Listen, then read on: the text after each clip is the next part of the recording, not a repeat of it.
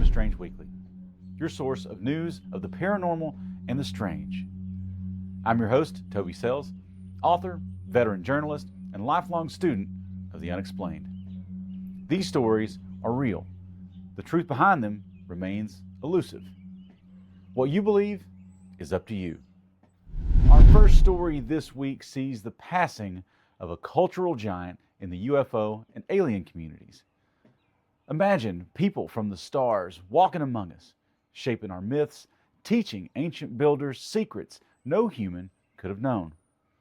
That idea might sound far-flung for some, but for millions of readers around the world, it was a radical explanation for human history itself. This week, major news agencies like the New York Times and the Associated Press marked the passing of Erich von Däniken, the Swiss author whose 1968 book, Chariots of the Gods, popularized the idea that ancient civilizations were visited and taught by extraterrestrial beings. He died this week at age 90. Von Däniken wasn't an academic or an archaeologist. He began life managing a hotel. But he wrote a book that became a global phenomenon, millions of copies in dozens of languages. In it, he asked the simple, provocative question: has mankind been visited and taught by aliens throughout its history? He pointed to the pyramids of Egypt, the Nazca lines of Peru, mysterious Moai on Easter Island, suggesting that equipment far beyond the capabilities of ancient peoples must have come from above. To believers, it was a thrilling reimagining of human origins. To critics, it was pseudoscience at its most enticing, a narrative that ignored a century of archaeological evidence and the ingenuity of cultures it sought to explain. His critics called it guesswork. They said he cherry-picked examples, misread ancient symbols, and underestimated the very real achievements of early humans. And yet his ideas seeped deep into the culture, inspiring books, TV documentaries, late-night speculation, especially influencing the show Ancient Aliens, which has now run for nearly 2 decades. By the time of his death, von Däniken had published dozens of books and become a recognizable face of the ancient alien hypothesis, a blend of awe, mystery, and question marks that the scientific community largely rejects, but the public can't seem to let go of. So what does his passing mean for the conversation he helped to start? For skeptics, it's a reminder that extraordinary claims require extraordinary evidence, a lesson grounded in scientific rigor. For believers, it's the end of an era, a final whisper from a figure who asked humanity to look up, wonder, and never take our origins for granted. When people talk about exorcisms, they usually imagine something from a horror movie: dim light, Latin prayers, maybe a priest holding a cross. The stories often feel distant, tied to history, fiction, or extreme cases far removed from everyday life. But this week, those ideas collided with the real world at a respected New Zealand boarding school. According to Stuff, one of New Zealand's major news outlets, Wesley College, a Methodist boarding school south of Auckland, is under investigation following allegations that spiritual practices at the school included exorcism-style rituals involving students. The allegations were raised by whistleblowers and former members of the school community. Wesley College is a faith-based school with long-standing connections to the Maori and Pacific communities. Faith and prayer have historically played a role in school life.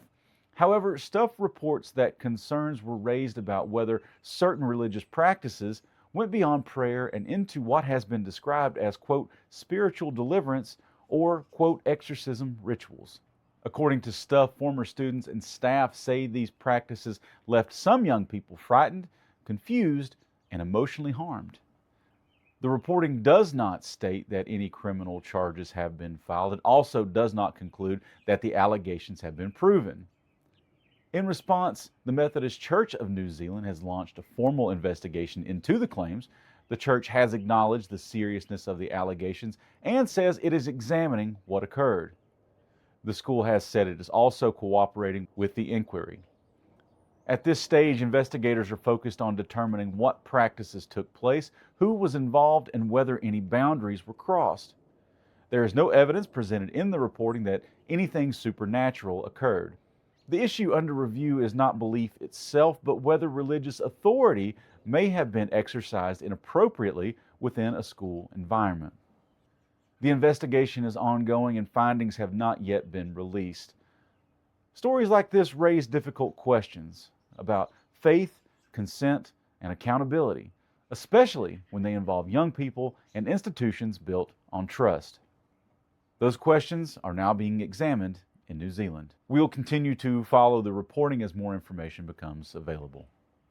In 2014, a fictional internet character crossed into the real world with devastating consequences. This week, that story resurfaced again.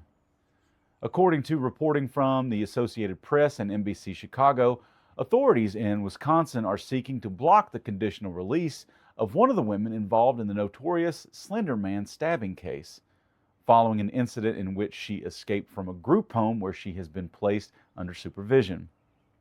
The original case dates back to May of 2014 when two 12-year-old girls attacked a classmate in a wooded area near Waukesha, Wisconsin.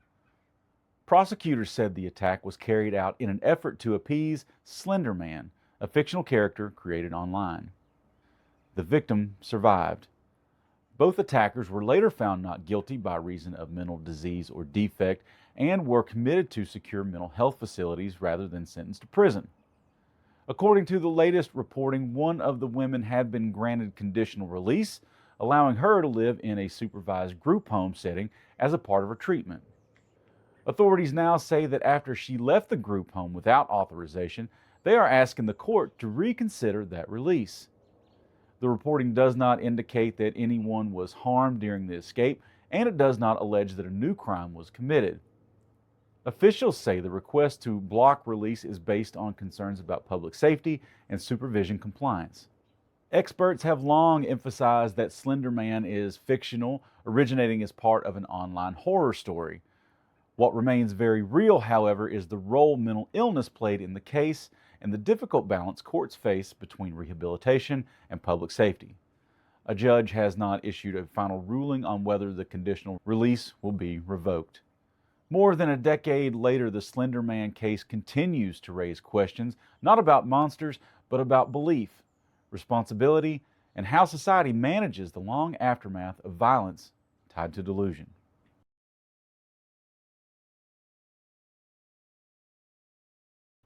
Our next story this week comes from the United Kingdom, and it involves a condition that sounds made up, but absolutely isn't. It's called exploding head syndrome. Despite the name, nothing actually explodes, but people who experience it report something terrifying. A sudden flash, a violent jolt, and a deafening sound like thunder, lightning, or a bomb going off coming from inside their own head. It often happens right as they're falling asleep. And for one man, it's happened for more than 5 years. According to reporting this week by journalist Wolfgang Peck for Medscape UK, the patient, a 75-year-old man, experienced these episodes several times a week. Each one lasted 10 seconds, but each one came with intense fear and sometimes sleep paralysis. Doctors ruled out seizures, they ruled out tumors, they ruled out sleep apnea. Scans were normal. Sleep studies showed nothing unusual. They tried medications commonly used for migraines, anxiety, and nerve pain. Nothing worked until they tried something unusual: low-dose ketamine. According to a peer-reviewed case report published in the medical journal Curious, the patient began taking a small dose every night. Within weeks, the episodes became less frequent. Within months, they nearly disappeared. After 6 months, the exploding head episodes had stopped entirely. Doctors are very clear about what this does not mean. This is one case, it's not a cure, and more research is needed. A sound with no source, fear with no warning, and relief coming from an unexpected place. But it's real, it's documented, and it's strange. I'll leave you this week with a bet on Bigfoot. According to an analysis published by Canada Sports Betting, a sports betting news and information site, odds makers have been putting together odds on where Bigfoot is most likely to be sighted across North America. Now, that list came out in October, but it started making headlines on major news sites like Pennsylvania's PennLive.com last week.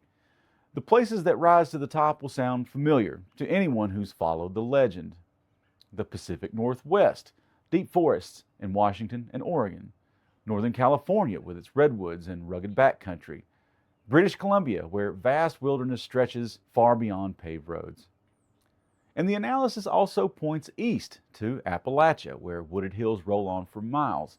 Even parts of the Great Lakes region and the Rocky Mountains make the list. Different landscapes, same story. The betting site really maps a mystery, one that still has room to survive. Places where the forest feels older than us, and where the idea of something unknown doesn't feel completely impossible. I'm Toby Sells, and this has been Strange Weekly. Until next time, watch the dark carefully.